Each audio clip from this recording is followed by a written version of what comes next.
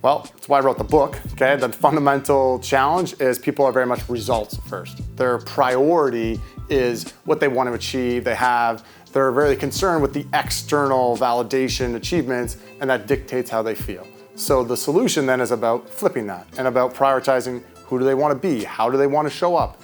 And when they get that clarity and certainty, then the actions flow. But it's a shift in priorities, not goals, because you can have an external goal. But what do you prioritize in any moment? And so giving an athlete awareness of that, I think is a huge aspect. And it's like, oh, it's a bit of a light bulb moment. They're like, oh yeah, I am prioritizing and chasing this. And I can let go of that and focus on myself and my inner mindset, who I want to be and how I want to show up. And that's, to me, the fundamentals. And we can unpack that in lots of ways, but that's where it starts for me.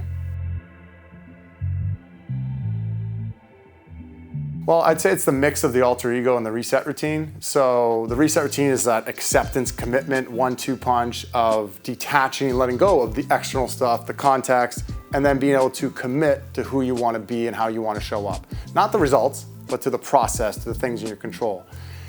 That's then paired really well with like the alter ego, which is the identity. Well, let's be clear on who I want to be and be playful with it and be intentional about it, and knowing what we're letting go and not wanting to be and not showing up.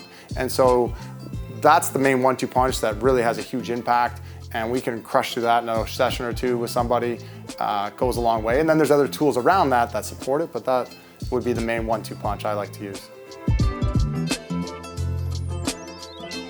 Well, an interesting thing is people often will start for the results, right? And it is like, yeah, working on your mindset will help and lead to results.